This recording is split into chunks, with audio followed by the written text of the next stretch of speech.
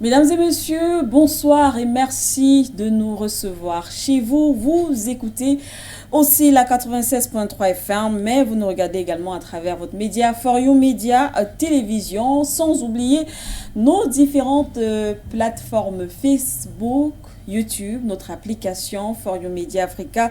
Vous pourrez bien sûr nous suivre en direct. Merci une fois de plus de votre fidélité.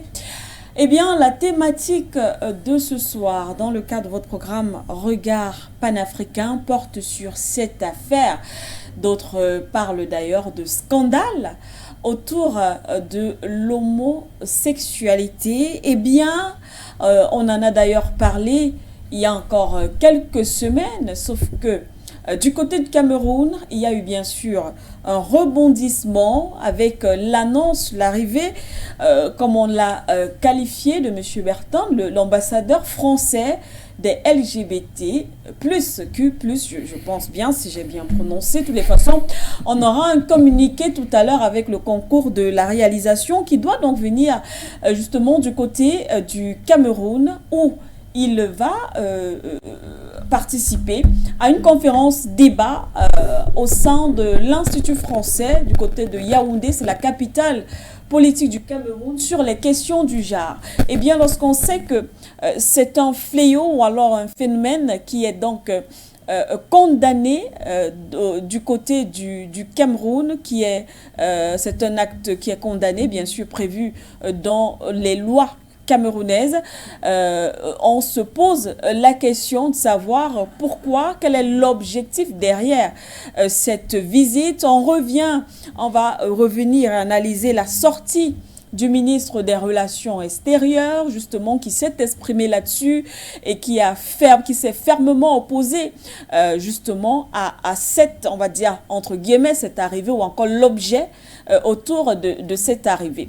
On va revenir sur les autres communiqués. Il y a encore quelques semaines seulement, d'ailleurs on en parlait également dans nos précédentes éditions, le Conseil national de la communication également avait mis en garde certains responsables, certains distributeurs d'images ou encore bouquets sur les programmes qui sont diffusés à travers nos différentes chaînes de télévision. On ne va pas oublier les hommes politiques ou encore les partis politiques qui sont sortis, qui ont fait également les sorties, qui ont dénoncé. On parle du PURS par exemple, le Manidem également, qui se sont prononcés en ce qui concerne ces questions et ont dit non justement à l'arrivée de cet ambassadeur ou encore ce diplomate français.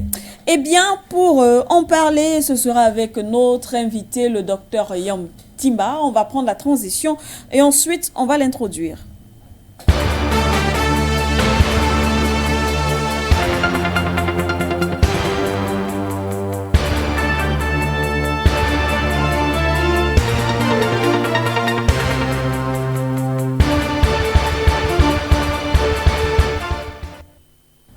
Bonsoir, Dr. Young. Bonsoir, Madame Siquet. Merci d'être là, merci de partager ce plateau avec nous. Plaisir partagé. Je sais, du moins on sait ici que cette thématique vous tient beaucoup à cœur. Je pense que vous avez d'ailleurs, au risque de me tromper, dans votre ouvrage, le dernier.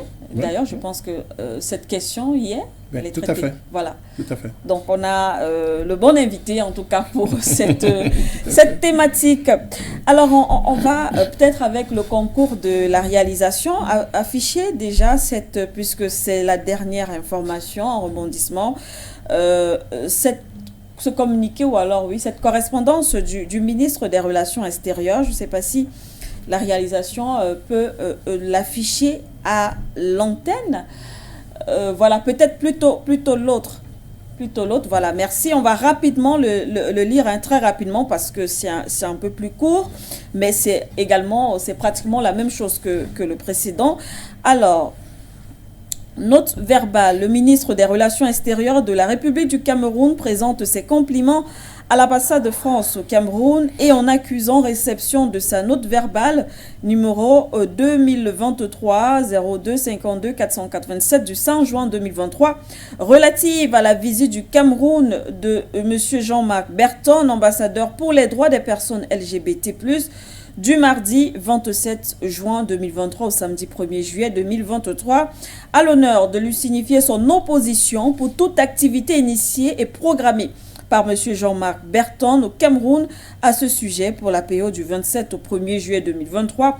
En conséquence, le ministère des Relations extérieures saurait gré à l'ambassade de bien vouloir se conformer à cette position du gouvernement camerounais. Le ministère des Relations extérieures de la République du Cameroun saisit cette occasion pour renouveler à l'ambassadeur de France au Cameroun les assurances de sa haute considération. Yaoundé, le 19 juin 2023, bien sûr, une correspondance adressée à l'ambassadeur de France à la suite justement de ce message ou encore cette autre correspondance qui annonçait l'arrivée de M. Berton. Alors, Docteur Yamb, il y a encore quelques jours, on parlait des médias. Absolument. Justement, qui proposaient des programmes à caractère homosexuel dans nos ménages. Ouais. Aujourd'hui, ça va un peu plus loin. On a tout un diplomate, ambassadeur des LGBT+, qui est annoncé au Cameroun. Je suis très surpris, je ne savais pas que ce genre de poste existait. Oui, ça c'est vrai également. Je pense que beaucoup l'ont découvert, ambassadeur. Voilà, je ne savais pas que ça existait. Oui. Je crois que ce serait merveilleux d'avoir un ambassadeur des personnes handicapées, par exemple. Oui. Ce serait fabuleux d'avoir un ambassadeur des albinos. Ce serait superbe d'avoir un ambassadeur des autistes, par exemple. Ce sont des catégories de notre société qui méritent un peu plus de considération et de lumière. Mais ce type de choses, enfin, ça dit le type de société à laquelle nous faisons face. Mais évidemment que ils vont plus loin. Ouais. En réalité, je crois que ce qui s'est passé, ils ont tenté quelque chose avec les chaînes de télé. D'accord. En réalité, avec leurs diffuseurs, leurs distributeurs. Oui. Parce que le problème que nous avons avec le communiqué du Conseil national de la communication, c'est que ce n'est pas du tout un communiqué rigoureux. C'était une mise en garde.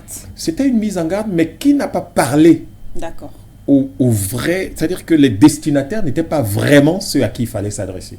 Lorsque le Conseil national de la communication parle de programmes, de chaînes de télé qui font la promotion de ce type de programmes, mais quand vous prenez n'importe quelle chaîne de télévision qui est indexée, qui montrait ses dessins animés, mais le Cameroun n'a aucun accord avec ces chaînes de télé. Tout à fait. Aucun. Donc le Cameroun ne peut pas s'adresser. En tout cas, le distributeur est connu.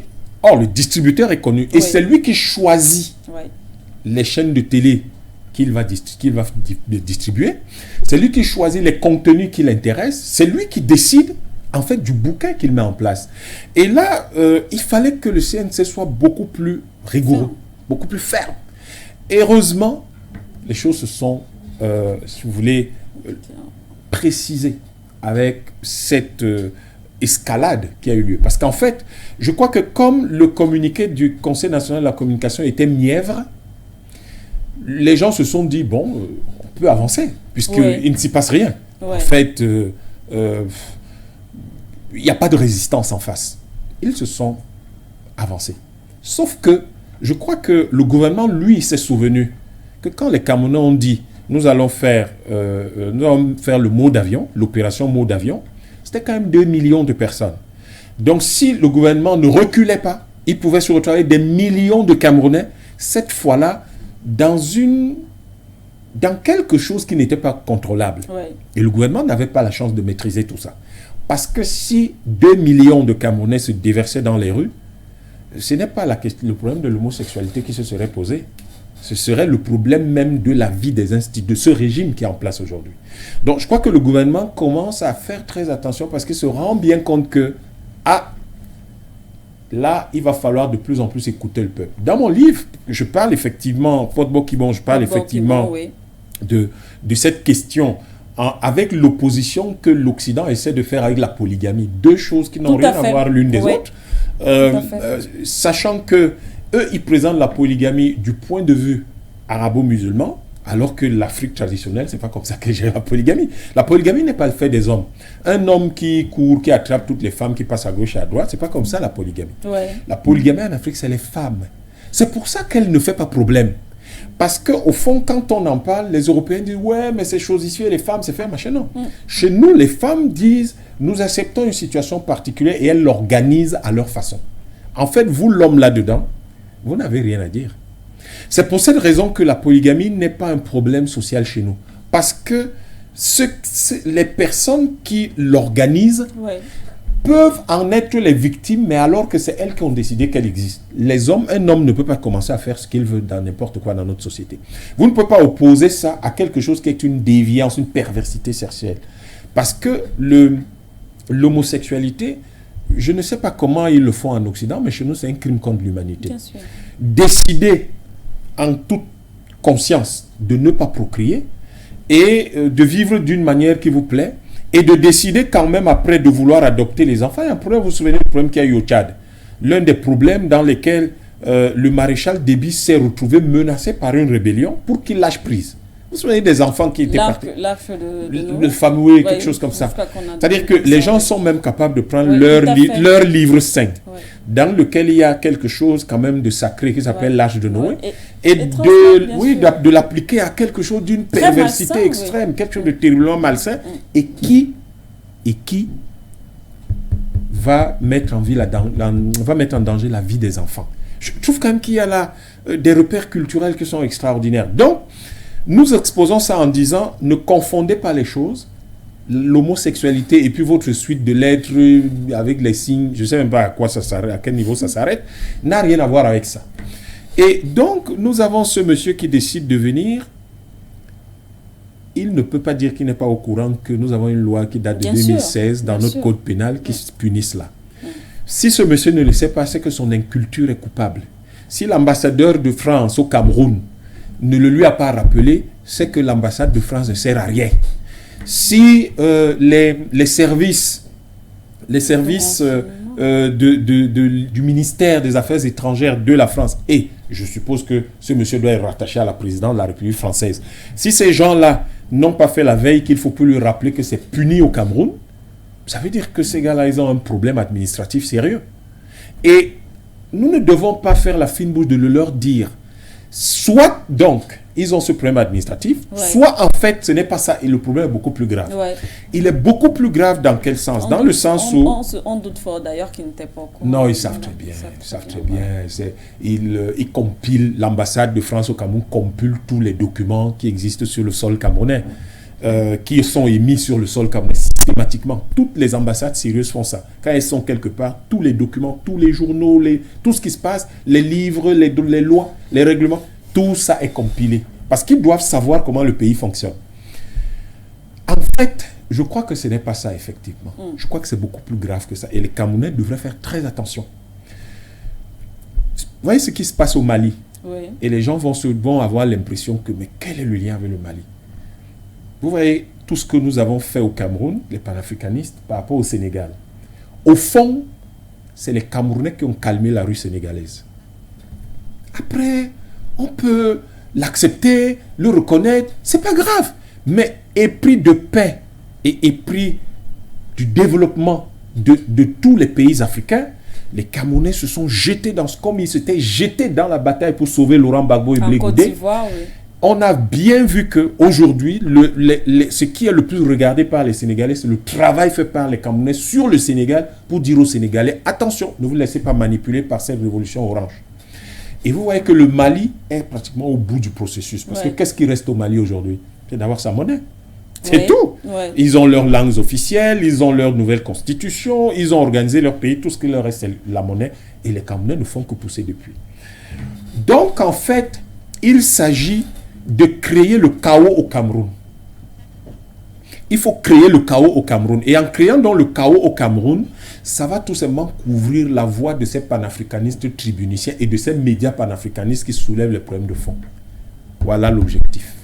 En réalité, ce n'était pas fait par hasard. Ça n'a rien à voir avec les histoires du genre. Ils s'en foutent réellement de savoir que les femmes camerounaises sont représentées ou pas dans la haute administration. Tout ce qui les intéresse, est-ce que ce qui ce qu'ils contrôlent au Cameroun est encore entre leurs mains. Est-ce qu'ils sont capables de couvrir les voies des panafricanistes camerounais pour que le reste de l'Afrique où on parle le français et utilise le franc CFA ne se mette plus en mouvement? En fait, voilà la raison pour laquelle ils faisaient ça.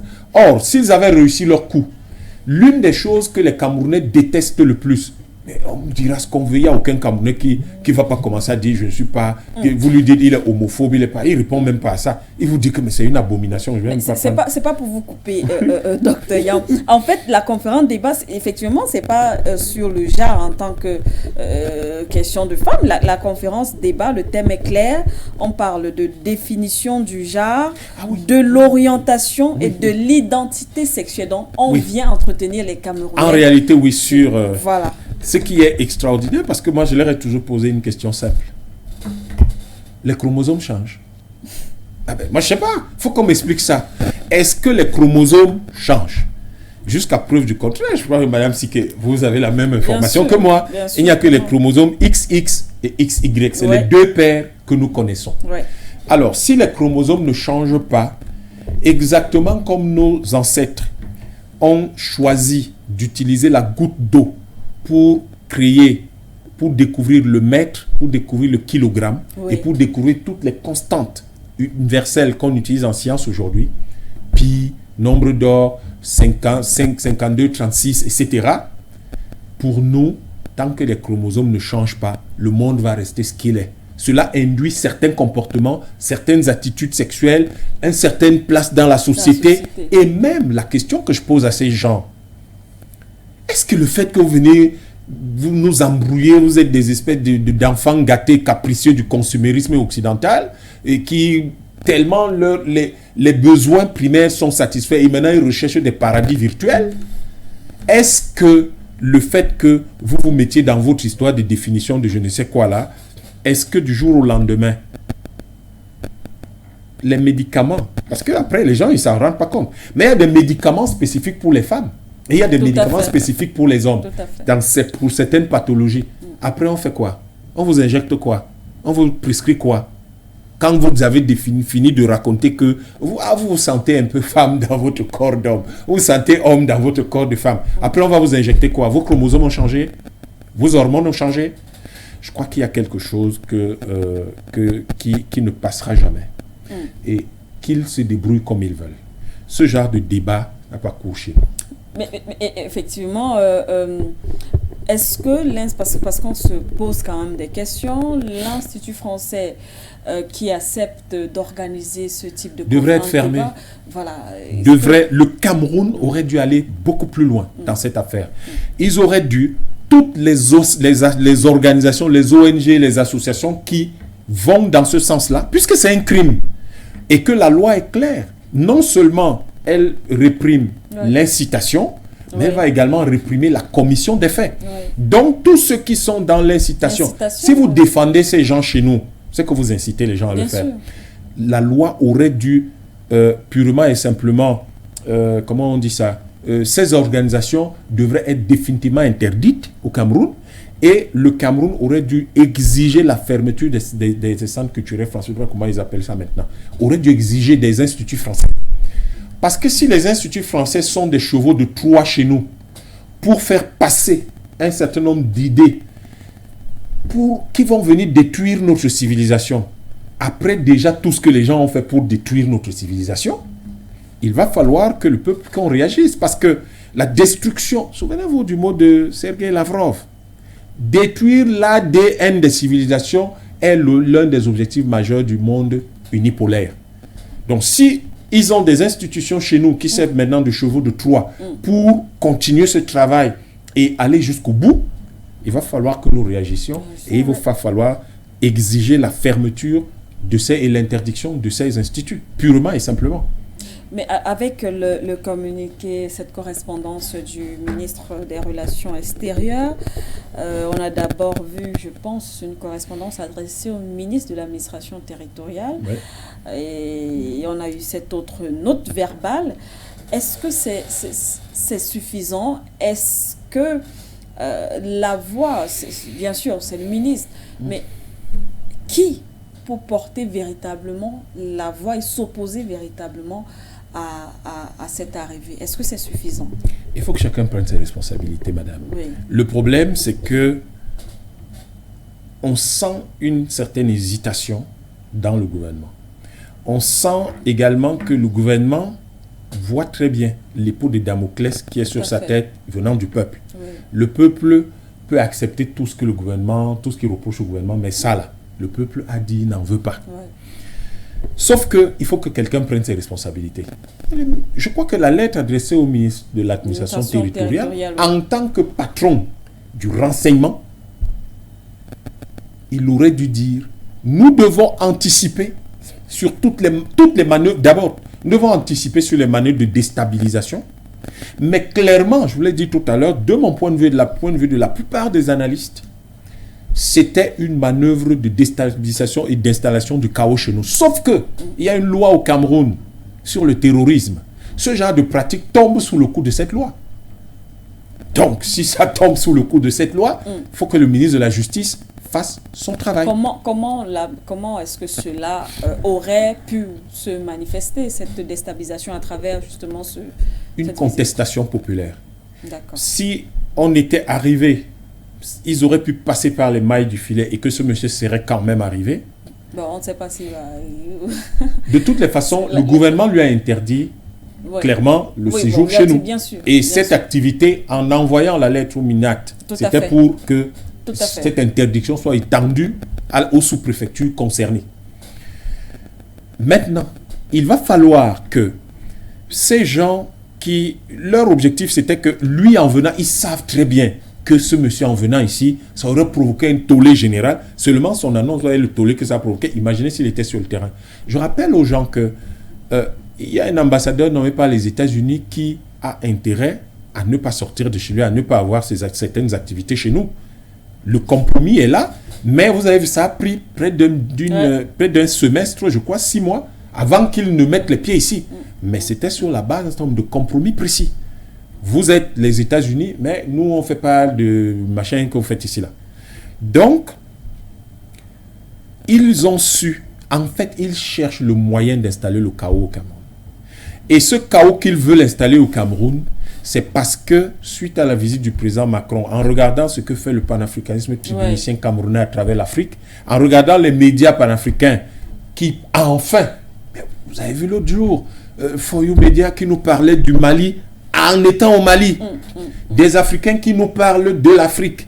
Pas comme on faisait dans les médias, page internationale. Vous voyez leurs chaînes de télé qui défilent, c'est ça la page internationale. Non. Non. C'est des Africains qui parlent aux Africains directement et sur le terrain. Ça ne leur plaît pas. Ça ne leur plaît pas que des Africains parlent les Africains parce que la première chose que l'Occident ne veut pas, c'est que les Africains se parlent. Parce que si on se parle, on finira par s'entendre et on se rendra compte non seulement qu'on a les mêmes problèmes, mais en plus on se rendra compte qu'il y a des gens qui défendent non pas leur pays, mais défendent l'Afrique et le monde noir dans sa totalité. Donc leur objectif, c'est de créer le chaos au Cameroun. Et en créant le chaos au Cameroun, cela va couvrir la voie des panafricanistes, d'une part. D'autre part, il faut créer la diversion.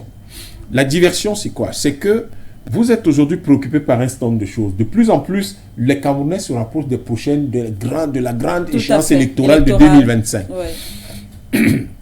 Et en même temps, les Camerounais attendent beaucoup de leur président qui est certainement, probablement sur le départ, vu son âge. Mais ils attendent de lui qu'il règle le problème de la fusion CEMAC-CEAC. Ils attendent de lui qu'il règle le problème du franc CFA. Parce que ce que les Camerounais attendent de lui aujourd'hui, c'est un héritage. Et ils estiment qu'ils ne l'attendent plus vraiment en quelques mois sur la construction de 1000 km d'autoroute. Non, ce n'est pas ce sur quoi les Camerounais l'attendent. Ils savent que ce sera impossible de le faire. Il peut peut-être lancer un certain nombre de chantiers, mais ce n'est pas là-dessus qu'on l'attend. Parce que ce n'est pas en quelques mois qu'il va le faire. Mais on l'attend sur un certain nombre de choses qui peuvent se faire dans les délais d'environ un peu plus de 2 ans avant la fin du terme de son mandat.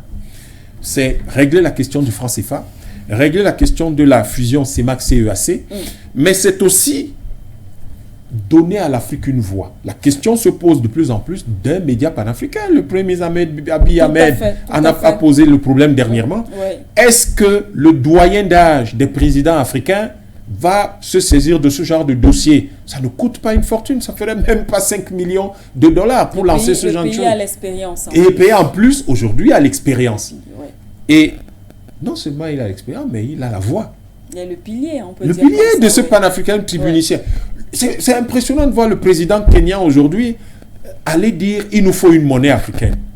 Mais le Cameroun travaille sur cette affaire depuis très longtemps. Il y avait le projet de Fonds monétaire africain ici avec Kadhafi.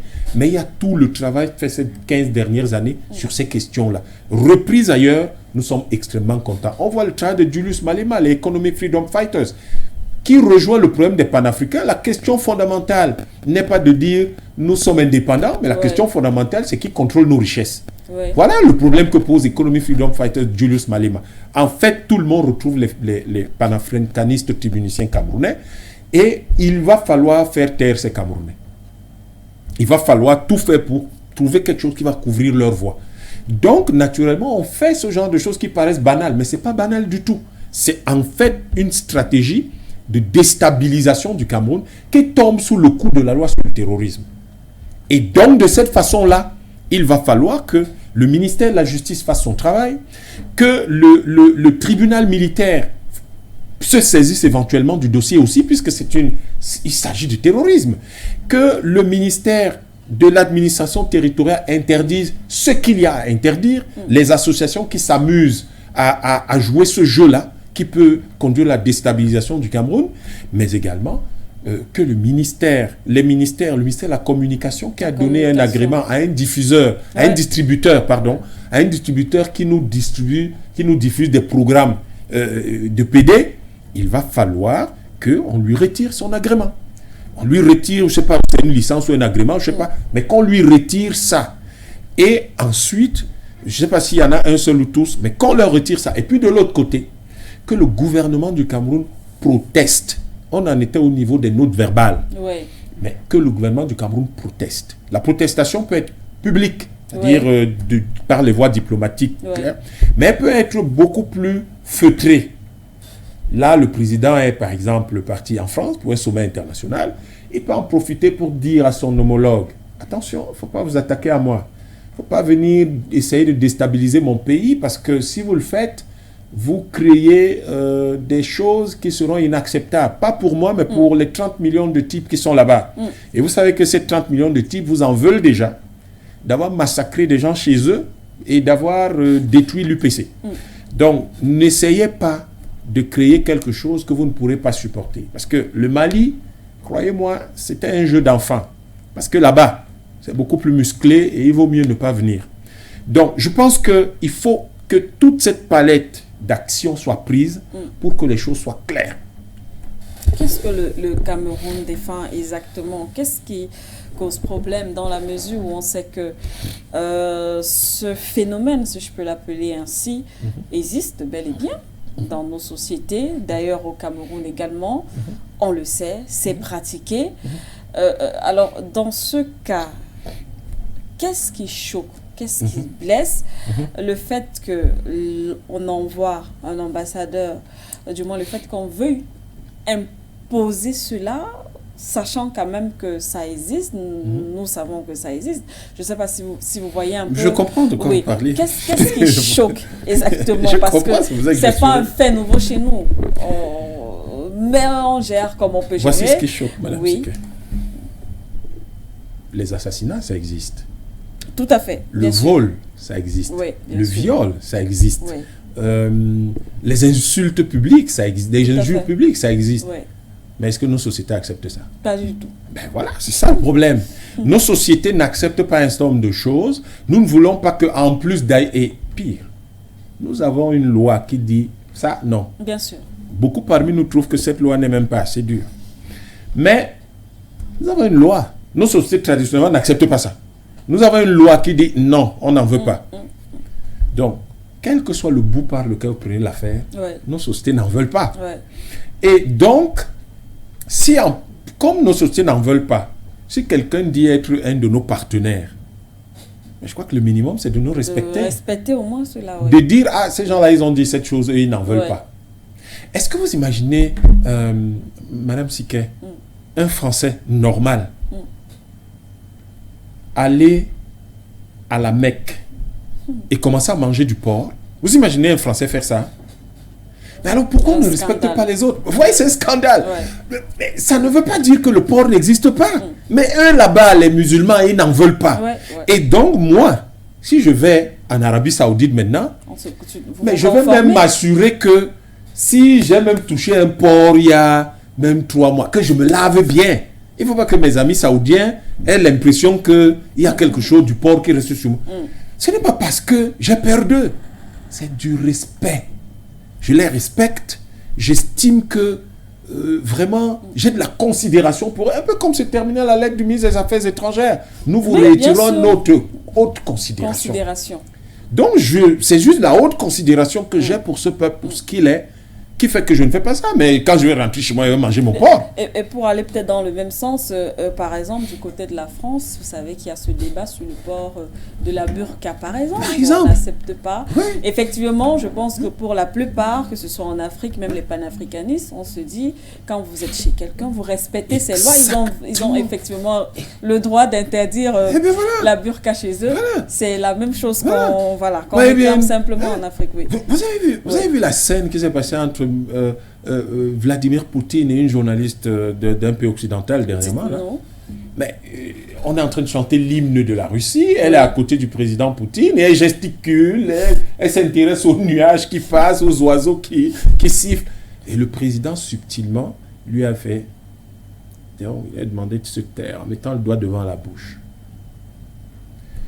Ce comportement-là est typique de l'Occident. C'est-à-dire, on ne sait pas respecter les autres.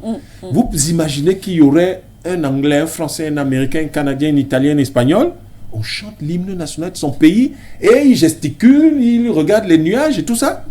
Mais pourquoi ils le font chez les autres? C'est parce qu'ils n'ont pas de respect pour les autres. Sauf que ce manque de respect pour les autres, à un certain moment, ils ne s'en rendent pas compte, mais toutes des choses tellement sensibles que ça peut conduire à la déstabilisation d'un pays. Et dans le cas du Cameroun, ce qui s'est passé là, ce n'était même pas que c'était par hasard que ça arriverait, c'était pensé comme ça.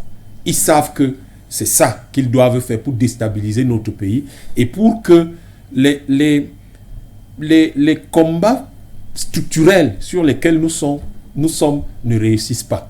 Si vous déstabilisez le Cameroun aujourd'hui et que vous focalisez l'attention des Camerounais sur autre chose, le combat panafricain ne portera plus. Bien sûr.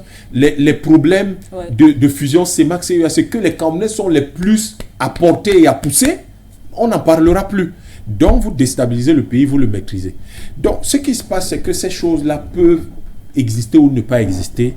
Nos traditions ne les acceptent pas, ne s'en accommodent pas. Nos lois les interdisent. À partir du moment où quelque chose est interdit dans un pays, par les traditions et par la loi, en même temps, je crois que le minimum, c'est de respecter ce pays-là. Vous ne pouvez pas arriver aujourd'hui en France, commencer à vous balader sur les Champs-Élysées avec un drapeau nazi. Je ne sais pas comment ça se passerait. Ça ne veut pas dire que les drapeaux nazis n'existent pas. Ils existent. Mais si vous voulez, si vous avez de la considération pour les Français, si vous avez du respect pour les Français, et moi je pense que tous les peuples du monde méritent un certain respect. Si vous avez cela, et ça veut dire tout simplement que vous êtes correct, hein? C'est vous qui êtes correct. Si vous êtes donc quelqu'un de correct, vous ne pouvez pas aller sur les Champs-Élysées et vous balader avec un drapeau nazi. Je veux dire que si vous êtes même mon frère, je vais dire aux Français de vous condamner parce que je vais me dire, mais comment il peut être en France et il ne respecte pas les Français? Vous ne pouvez pas être chez quelqu'un, vous ne le respectez pas. Désolé, je ne peux pas vous soutenir si c'est le cas. Donc, la France est chez nous. Elle a une ambassade chez nous, la plus ancienne, je crois. Ouais. Et certainement la plus fournie en termes de personnel. Et avec diverses agences publiques françaises. Le minimum, c'est que la France nous respecte. C'est qu'elle sache que certaines choses ne doivent jamais se faire chez nous. Aussi simple que ça. Et je crois que contrairement à ce qu'ils pensent, cette affaire n'est pas terminée. Les Camerounais vont s'arranger à ce que ce soit vraiment réglé. Parce que ce n'est pas encore réglé. Leur distributeur, il faut qu'il s'arrange. Soit Et d'ailleurs, on en profite pour poser un problème. Quand même cette affaire où c'est un distributeur étranger qui nous distribue notre chaîne nationale, par exemple, de nos chaînes de services publics. Je crois qu'il y a là un problème qui cloche. Très présent. Oui, je crois qu'il y a c'est quand même une présence envahissante. Et je me demande qui a pris une telle décision dans notre pays, que notre propre chaîne, que nous payons nos impôts, pour la regarder, il faut que ce soit un étranger qui nous la montre. Ouais. Je crois que toutes ces questions-là, peut-être qu'ils ne s'en sont pas rendus compte, mais ils viennent d'ouvrir la boîte de Pandore. En fait, les Camerounais vont s'arranger à maintenant interroger tout ce que les Français font au Cameroun pour s'assurer que c'est fait dans le respect des lois du Cameroun, dans le respect des traditions du Cameroun. Parce qu'il y a des choses qui se font peut-être dans le respect des lois, parce que ces lois-là sont leurs lois qui nous ont laissées et beaucoup n'ont pas changé. Mais on va observer si tout est fait selon le respect, dans le respect de nos traditions aussi. Et il ferait mieux de bien s'asseoir, de bien observer, de bien écouter, de revenir sur les travaux de leurs spécialistes des sciences sociales qui passent ici pour se dire telle chose, il faut qu'on se mette en conformité, telle autre, il faut qu'on se mette en conformité. Parce que c'est inacceptable. Ce n'est pas parce que une chose est supposée exister que ça veut dire que vous devez la faire.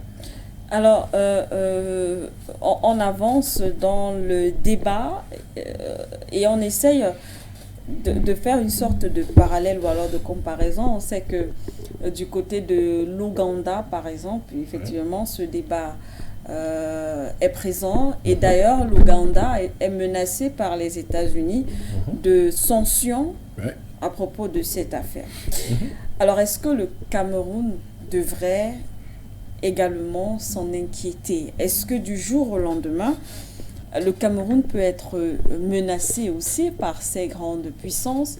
Est-ce qu'on doit s'inquiéter de la situation? Je pense que la seule chose dont nous devons nous inquiéter, c'est celle de savoir si le Cameroun, nous allons nous assurer d'être souverains ou pas. Oui. Mais sincèrement, les sanctions du monde occidental aujourd'hui, ça a quelle valeur? La plupart du temps, l'effet boomerang contre eux est beaucoup plus grave, beaucoup plus dur. Sur les États africains, sur nos États, est-ce que... Oui, si nous savons nous organiser et si nous savons prendre ça. Le problème des Africains, c'est qu'ils ont peur du vent. Vous n'avez pas à avoir peur du vent. Vous allez vous dire, le minimum, j'imagine que c'est que nous avons quand même une certaine prospective, nous avons une certaine gestion des risques. Si nous sommes sous le coup de sanctions, les Américains nous ont menacés pendant quelques mois, après ils nous ont sanctionnés par rapport à l'AGOA. Vous avez l'impression que ça a eu quel impact sur nous? Ça représentait l'équivalent des exportations vers le Tchad. Sans intérêt. Aucun intérêt. Et le Cameroun, d'ailleurs, le grand public n'a même pas su qu'il y avait eu quelque chose comme ça. Que les Américains disent, par exemple, nous n'achetons plus le pétrole du Cameroun. Sans intérêt. C'était l'équivalent de l'AGOA. Sans intérêt. On peut le revendre ailleurs. D'ailleurs, c'est peut-être l'occasion de réhabiliter la Sonara pour qu'on ait du carburant à moindre coût. Non, c'est un faux problème. En fait, ce qui nous inquiète, ce n'est pas ça.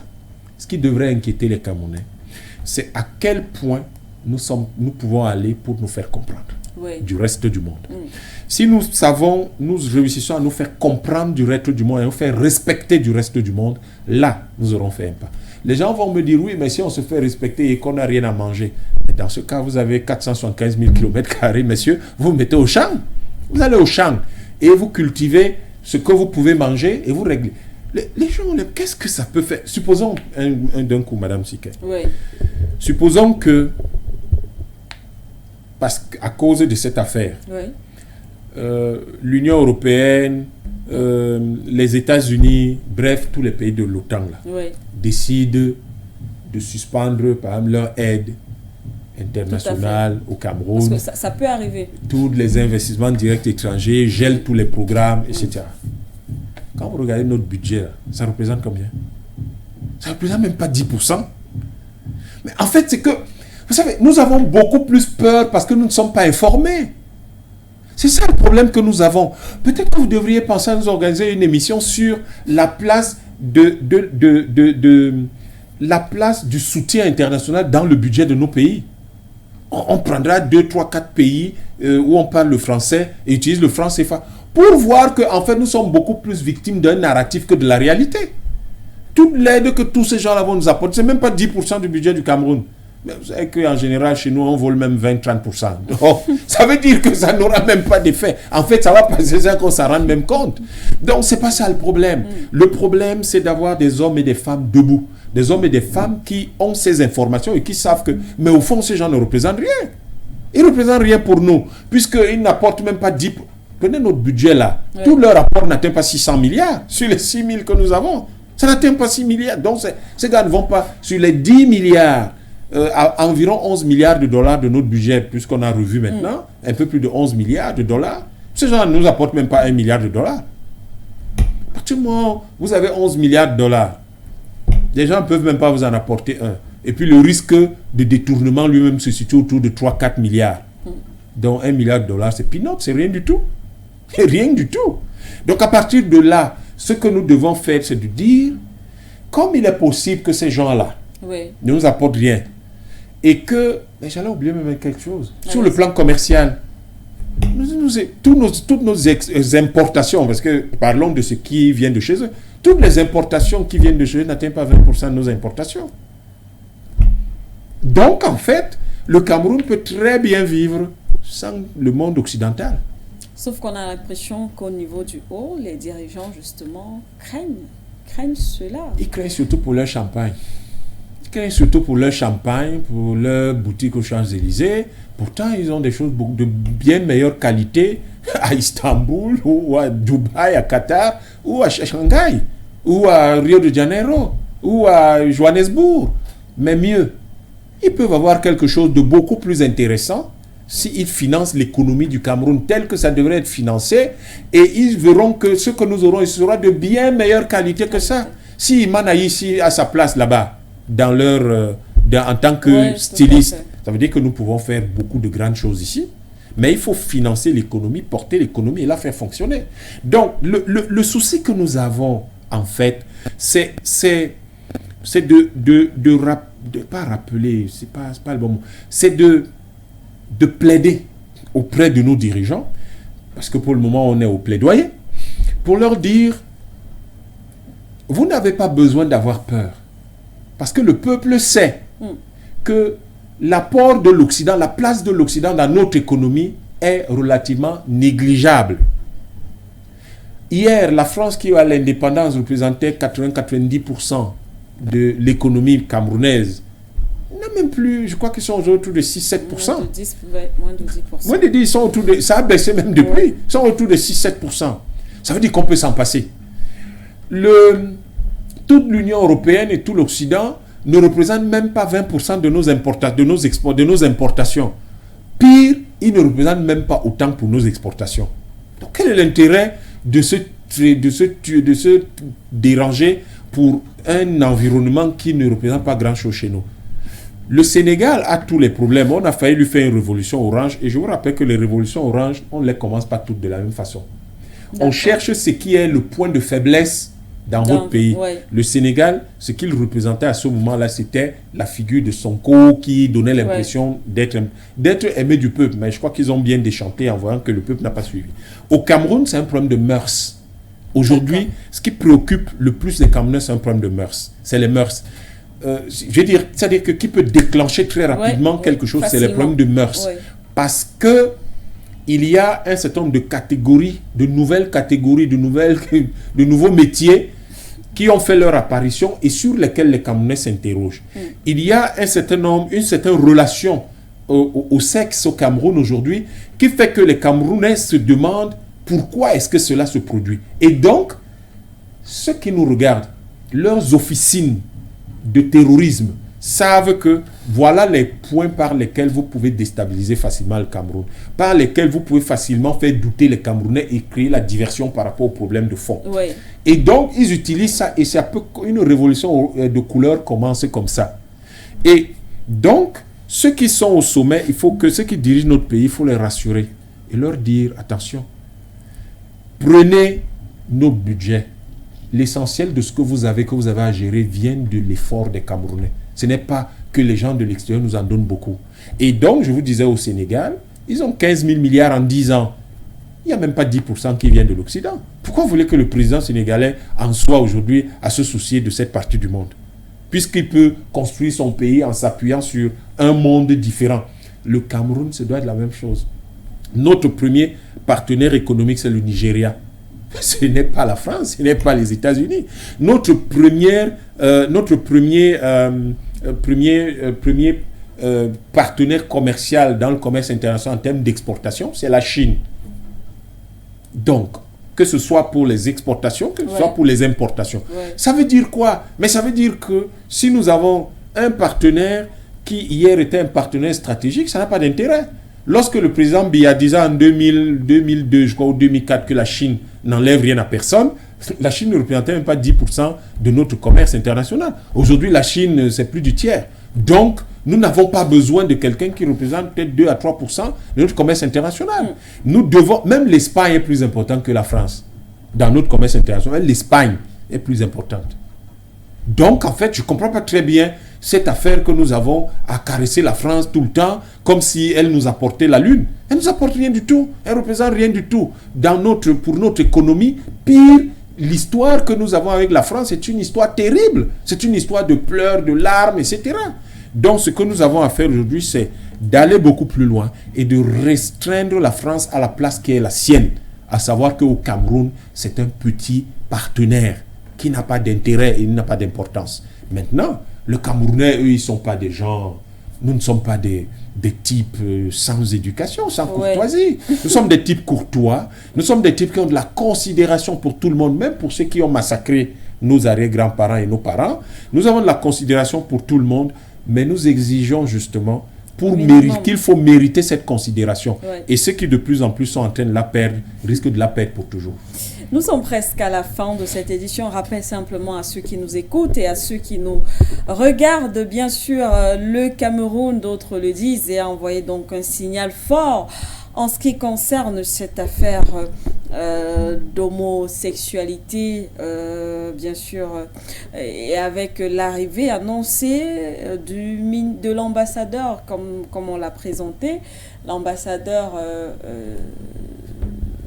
des homosexuels ou alors des LGBT voilà, l'ambassadeur français qui est donc normalement qui doit arriver du côté du Cameroun. L'ambassadeur de France au Cameroun a saisi bien sûr le ministère des Relations extérieures pour informer de l'arrivée du diplomate français, et bien sûr une conférence débat sur la question est prévue à cet effet au niveau de l'Institut français. Des voix s'élèvent, on le rappelait encore tout à l'heure, même au sein même des familles politiques au Cameroun. On rappelait le PURS du président Serge Espoir Matomba qui est également monté au créneau et clairement a dit non à l'arrivée de M. Bertrand du côté du Cameroun. On a vu aussi le Manidem et autres hommes politiques qui se sont exprimés. Je pense qu'également les 11 000, je pense bien, Dr. Yon, c'est 11 000,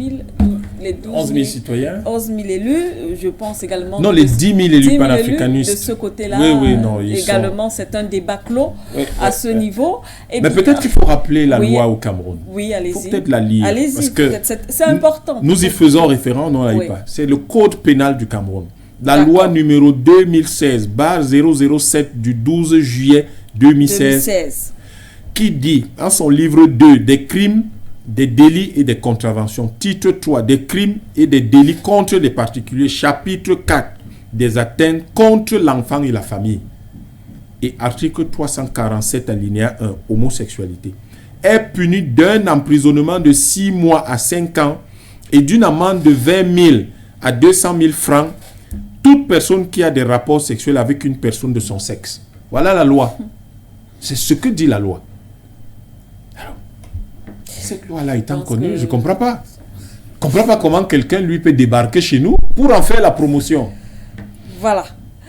Donc, est-ce un combat à mener seul? Est-ce que le Cameroun, on a vu de l'autre côté l'Ouganda qui essaye de se lever et qui reçoit des menaces? Le Cameroun également, on ne sait pas trop ce qui va suivre. Après, on a vu également certains présidents, tout à l'heure on parlait du président Macky Sall, qui lui également s'était déjà exprimé sur la question. Et clairement, il a dit chez lui, pas d'homosexualité. Et plusieurs pays d'ailleurs comme ça refusent. Mais par contre, il y a d'autres pays qui sont même allés jusqu'à légaliser l'on reste en Absolument, Afrique. Oui. On a le Gabon Je qui a crois qu'il y a le Gabon qui l'a fait. L'Afrique du Sud, clairement, c'est aussi. Et ça a suscité le courroux de Julius Malema, je crois Côte d'Ivoire aussi. Donc, on a un problème. Voilà. On a un gros problème avec cette affaire en Afrique. Est-ce que justement, avec le fait qu'il y ait cette opposition... Ça nous crée des passerelles. Voilà. Ça nous crée des passerelles de résistance et surtout des passerelles d'interdiction et de règlement de ce problème-là. Il est temps aujourd'hui que les Sénégalais, les Camerounais qui se sont exprimés clairement sur la question, les Ougandais qui sont clairement exprimés sur la question, que ces gens-là, d'une même voix, se mettent en relation et engagent une lutte au niveau continental. Il faut que ça reste hors de nos continents. Si le Gabon a légalisé cette affaire, il devrait être poursuivi au niveau de la Cour africaine des droits de l'homme. Bon, après, quand on dit dépénaliser, il y a une nuance entre légaliser... Non, c'est la même chose. C'est une manière de dire, vous pouvez faire, il n'y a pas, rien ne vous interdit de le faire. Mais on ne peut pas se permettre de ne pas interdire une chose que nos traditions interdisent. En fait, ça pose le problème de fond de nos constitutions. Vous et nous en avons discuté en 2014. Nous disions, cette émission, je l'ai revue dernièrement, où nous parlions des constitutions en Afrique, où nous avons, et vous retrouverez ça d'ailleurs dans mon livre aussi, nous avons d'un côté les us et les coutumes. Et puis de l'autre, on vous dit, vous avez les constitutions. La constitution, c'est une loi, sauf que les us et coutumes, c'est ça la loi. En réalité, c'est les ethnologues occidentaux qui ont appelé nos lois des us et des coutumes. Pourquoi? Parce que si vous méprisez quelqu'un, vous estimez qu'il n'a pas de loi. Il a des traditions, il a des us et des coutumes. Sauf que c'est ça la loi dans nos sociétés traditionnelles, dans nos États historiques.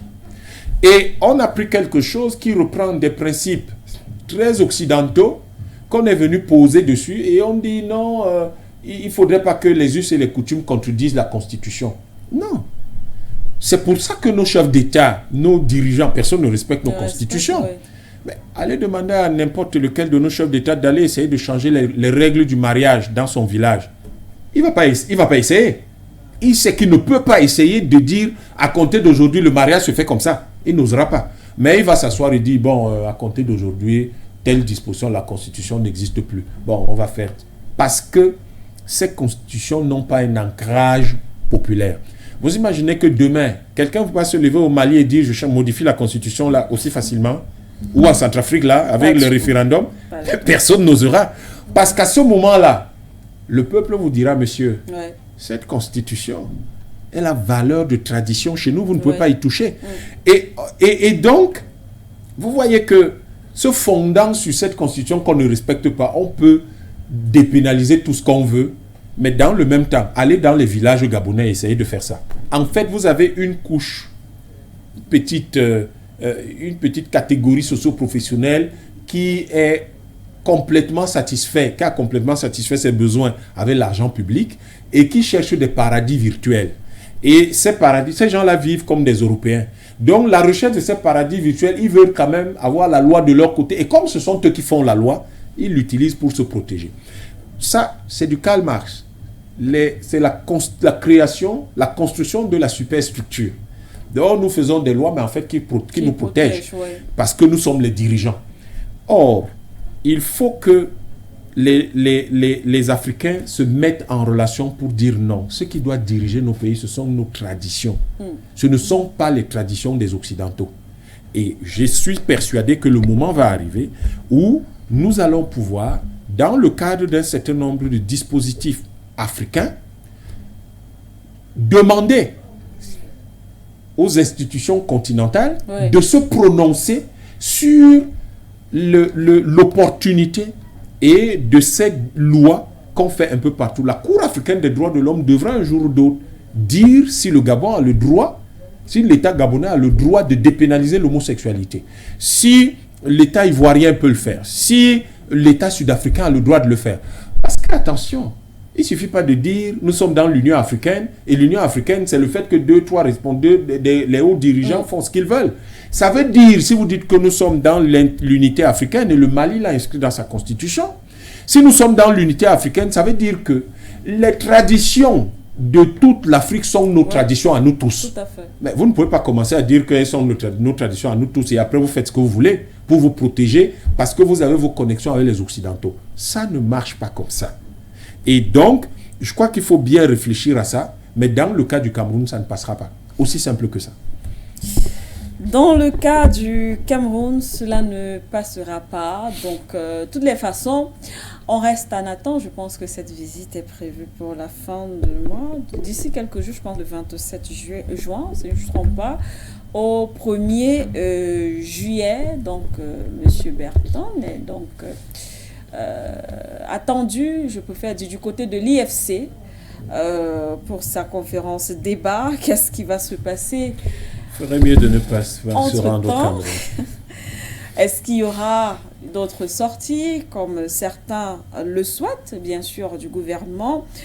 On en saura certainement dans les prochains jours. En tout cas, merci à vous, Dr Yamb. C'est moi qui vous remercie de m'avoir donné la chance de me prononcer encore une fois sur cette question d'importance. Encore qu'il y a encore quelques années, c'était un sujet très tabou, difficile. En fait, on ne savait même pas comment parler de ce genre de choses, parce que c'est bizarre.